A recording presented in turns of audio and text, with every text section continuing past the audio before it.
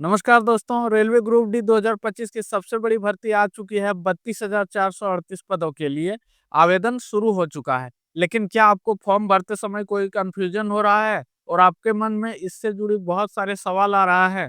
जैसे इसकी योग्यता क्या है, कौन कर सकता है आवेदन, कितनी फीस लगेगी, क्या आप इसे फ्री में भर सकते हैं या नहीं, फीस वापस होगी या नहीं, सिलेक्शन प्रोसेस कैसा होगा, कौन कौन से डॉक्यूमेंट जरूरी है, जाति प्रमाण पत्र कौन सा चलेगा, सेंट्रल या स्टेट का, और यह कितनी पुरानी होनी चाहिए, फोटो और हस्ताक्षर किस टाइप का होना चाहिए, एक साथ आप कितने जोन से आवेदन कर सकते हैं, अगर फॉर्म भरते वक्त कोई गलती हो गई तो उसे कैसे सुधार करें, एग्जाम सेंटर कैसे चुनें, कौन से जोन की परीक्षा कहाँ होगी, मैट्रिक के सर्टिफिकेट और आधार कार्ड में नाम अलग अलग है तो क्या करें, परीक्षा कितने नंबर की होगी और परीक्षा का सिलेबस क्या होगा, ईबीसी कोटे के कितने पद है और इसका लाभ क्या है, स्क्राइब ऑप्शन का लाभ कौन ले सकता है, आवेदन पत्र पर केवल उत्तीर्ण होने का महीना या वर्ष उपलब्ध है तो आवेदन में कौन सी तारीख दर्ज करें, कैसे जाने कि आपका आवेदन अंतिम रूप से जमा हुआ है या नहीं। तो अगर आपके मन में भी ऐसे ही सवाल है तो आप बिल्कुल सही वीडियो देख रहे हैं। इस वीडियो में मैं आपके हर सवाल का 100% सही जवाब दूंगा। तो बिना स्किप किए वीडियो को पूरी देखें ताकि आप रेलवे ग्रुप डी 2025 में भर्ती में अपना फॉर्म बिना किसी गलती के भर सके और सरकारी नौकरी के सपना को पूरा कर सके। तो चलिए शुरू करते हैं। रेलवे ग्रुप डी भर्ती 2025 के लिए रेलवे रिक्वायरमेंट बोर्ड यानी आरआरबी ने CEN 08/2024 नोटिफिकेशन जारी कर दिया है। इसमें 32,438 पद निकाले गए हैं। यह भर्ती देश भर के सभी रेलवे जोन के लिए होगी और इच्छुक उम्मीदवार ऑनलाइन आवेदन कर सकते हैं।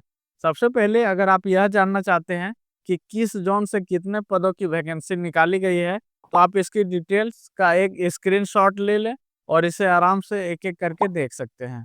आइए अब जानते हैं आवेदन करने की कुछ महत्वपूर्ण तिथियों के बारे में। ऑनलाइन आवेदन शुरू 23 जनवरी 2025 को हो चुका है और आवेदन करने की अंतिम तिथि 22 फरवरी 2025 है। भुगतान फीस की अंतिम तिथि 24 फरवरी 2025 तक है। आइए अब योग्यता और आवेदन पात्रता के बारे में जानते हैं। तो सबसे पहले बात करते हैं कि रेलवे ग्रुप डी 2025 के लिए कौन-कौन आवेदन कर सकता है। इसकी शैक्षणिक योग्यता किसी भी मान्यता प्राप्त बोर्ड से 10वीं पास होना अनिवार्य है या फिर एनसीवीटी, एससीवीटी से आईटीआई का सर्टिफिकेट होना चाहिए। आयु सीमा की बात करें तो उम्मीदवार की आयु 18 से 36 वर्ष के बीच होनी चाहिए। एससी/एसटी वर्ग के लिए 5 वर्ष और ओबीसी वर्ग के लिए 3 वर्ष की छूट दी गई है। अब बात कर लेते हैं इनकी शारीरिक दक्षता और मानदंड के बारे में। तो पुरुष उम्मीदवार को 35 किलोग्राम के वजन को 100 मीटर की दूरी तक 2 मिनट में बिना वजन रखे उठा करके तय करना होगा और 1000 मीटर की दौड़ को 4 मिनट 15 सेकंड में पूरी करना होगा। वहीं महिला उम्मीदवार को 20 किलोग्राम के वजन को 100 मीटर की दूरी तक 2 मिनट में बिना वजन रखे उठाए रख करके तय करना होगा और 1000 मीटर की दौड़ को 5 मिनट 40 सेकंड में पूरी करना होगा। इन मानदंडों को पूरा करने वाले उम्मीदवार रेलवे ग्रुप डी भर्ती 2025 के लिए आवेदन कर सकते हैं। अगर इसके आवेदन शुल्क के बारे में बात किया जाए तो जनरल, ओबीसी, ईडब्ल्यूएस वाले उम्मीदवार को 500 रुपये का परीक्षा फीस का चार्ज है और परीक्षा में शामिल होने पे 400 रुपये आपको रिफंड कर दिए जाएंगे, वापस कर दिए जाएंगे।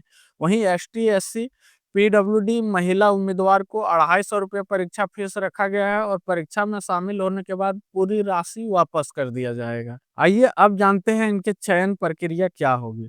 दोस्तों, इसमें सबसे पहले आपको कंप्यूटर आधारित परीक्षा देना होगा जिसे सीबीटी कहता है। वो एग्जाम होगा और उम्मीदवारों की योग्यता का मूल्यांकन किया जाएगा।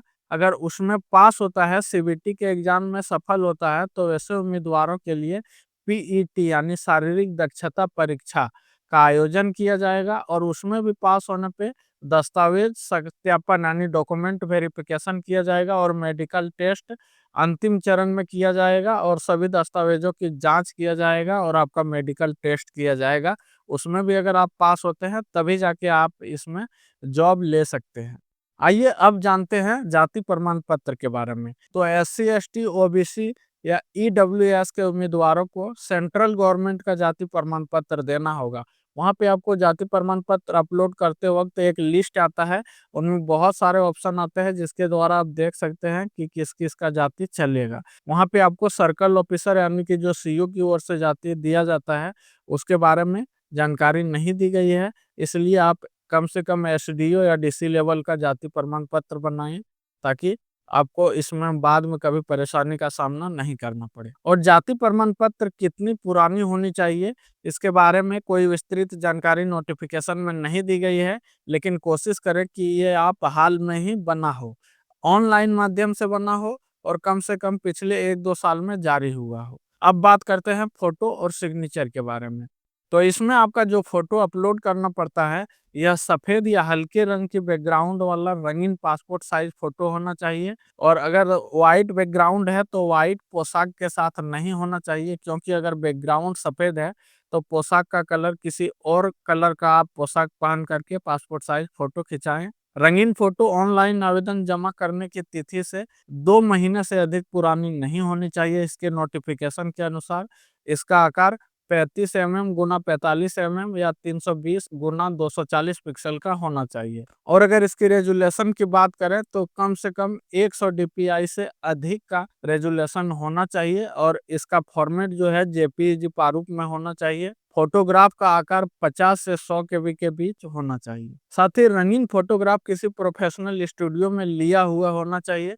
मोबाइल से खुद से लिया गया सेल्फ़ी फ़ोटो नहीं चलेगा, इसके कारण आपके आवेदन खारिज भी हो सकता है।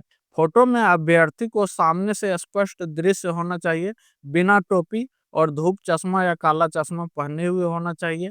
चेहरे के जो मुख्य भाग होता है, सिर के बालों को किसी कपड़े या छाया से ढका नहीं जाना चाहिए। फ़ोटो में आपका माथा, आँखें, गाल, नाक, गर्दन, ठोड़ी और दोनों कंधे स्पष्ट रूप से दिखाई देने चाहिए।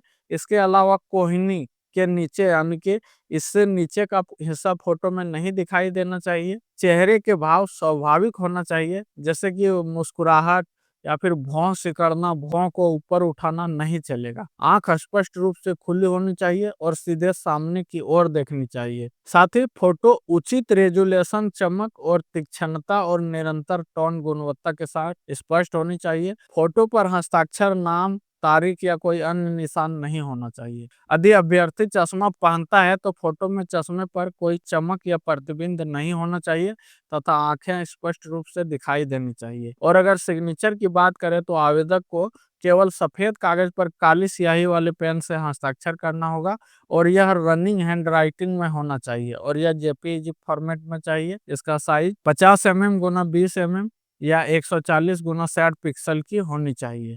फाइल का आकार 30 केबी से 50 केबी के बीच होना चाहिए, उससे अधिक भी नहीं होना चाहिए, उससे कम भी नहीं होना चाहिए। आइए अब जानते हैं कि एक साथ कितने जॉन से आवेदन कर सकते हैं। तो उम्मीदवार केवल एक जॉन से और एक ही आवेदन कर सकते हैं। अगर एक ही उम्मीदवार अलग-अलग जॉन से एक से ज़्यादा आवेदन करते हैं, तो उसका सभी आवेदन रद्द कर दिया जाएगा।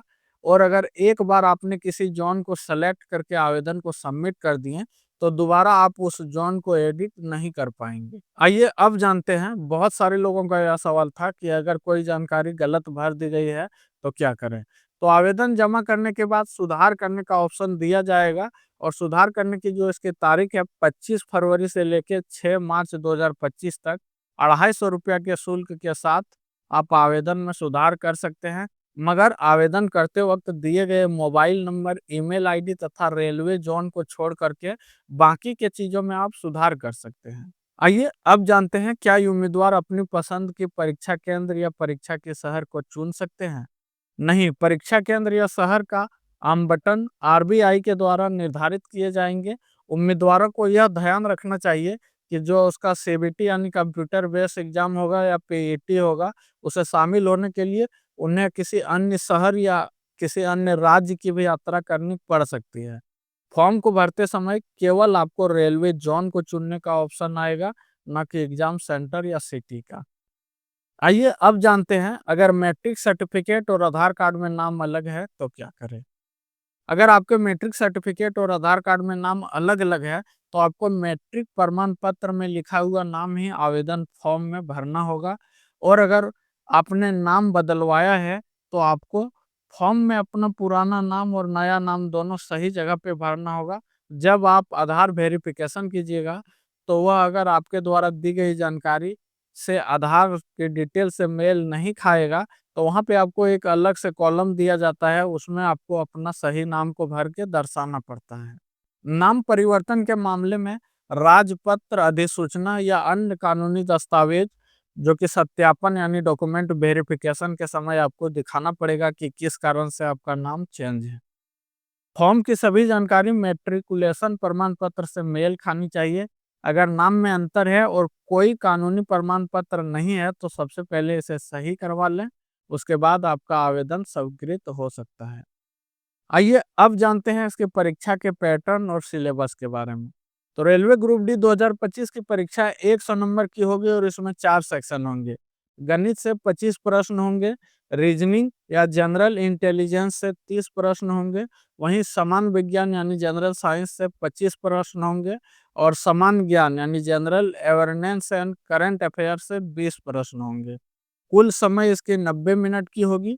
वहीं दिव्यांग अभ्यर्थियों के लिए स्क्राइब के साथ परीक्षा की अवधि 120 मिनट होगी। परीक्षा में नेगेटिव मार्किंग भी लागू होगी। अगर आप सही उत्तर देते हैं तो आपको पूरा अंक मिलेगा, लेकिन अगर आप गलत उत्तर देते हैं तो आपके प्राप्त अंकों में से 1/3 अंक काट लिए जाएंगे। उदाहरण के लिए मान लीजिए प्रत्येक प्रश्न के आपको 1 अंक का है और सही जवाब देने पे 1 अंक मिलेगा, वहीं गलत जवाब देने पे 1/3 यानी 0.33 अंक आपका कट जाएगा। अगर आपने 3 सवाल का गलत जवाब कर दिए तो आपके कुल 1 अंक काट लिए जाएँगे। इसलिए अटकाकर उत्तर देने से बचें और वही सवाल हल करें जिनका सही जवाब आपको पता है। अब जानते हैं ईबीसी कोटे के लाभ के बारे में। दोस्तों, ईबीसी और ईडब्ल्यूएस अलग-अलग श्रेणियाँ हैं और ईबीसी को ओबीसी या ईडब्ल्यूएस के साथ भ्रमित नहीं किया जाना चाहिए। ईबीसी उम्मीदवार को पता होना चाहिए कि वे केवल फीस में छूट के हकदार हैं, नौकरी में इसका कोई आरक्षण नहीं है। आइए अब जानते हैं स्क्राइब ऑप्शन किसके लिए है। तो जो उम्मीदवार 40% से अधिक दिव्यांग है, वे स्क्राइब की सहायता ले सकते हैं। ये ऑप्शन का लाभ केवल दिव्यांग व्यक्तियों के लिए है। इसमें दिव्यांग व्यक्तियों के लिए उसका परीक्षा देने के लिए कोई एक अलग आदमी नियुक्त किया जाता है जो उसके बताए अनुसार एग्जाम देता है। और आइए अब जानते हैं आवेदन जमा होने की पुष्टि कैसे करें। तो बहुत सारे उम्मीदवार का यह सवाल है कि आवेदन सफलतापूर्वक जमा हुआ है या नहीं है, इसे कैसे चेक करें। तो अगर आपको आवेदन का रजिस्ट्रेशन नंबर मिल गया है और उसका प्रिंट आउट निकल गया है, तो समझिए आपका आवेदन सफलतापूर्वक जमा हो गया है। क्योंकि इसका प्रिंट आउट और रजिस्ट्रेशन नंबर पेमेंट करने के बाद और आवेदन जमा होने के बाद ही निकलता है और पेमेंट का मैसेज आपका मोबाइल या ईमेल पर भी मिल जाएगा। तो दोस्तों, ये थी रेलवे ग्रुप डी 2025 की भर्ती से जुड़ी सभी महत्वपूर्ण जानकारियाँ। अगर आपको यह वीडियो जानकारीपूर्ण लगी हो तो लाइक करें और अपने दोस्तों के साथ शेयर ज़रूर करें। अगर आप भी कोई सवाल रह गया हो तो कमेंट करके ज़रूर पूछें, मैं आपको जल्द से जल्द जवाब देने की कोशिश करूँगा। ऐसे ही लेटेस्ट सरकारी नौकरी अपडेट्स के लिए चैनल को सब्सक्राइब करें और बेल आइकन दबाएँ ताकि आपको हमारी हर नई वीडियो का नोटिफ़िकेशन सबसे पहले मिले। मिलते हैं अगले वीडियो में, तब तक के लिए जय हिंद।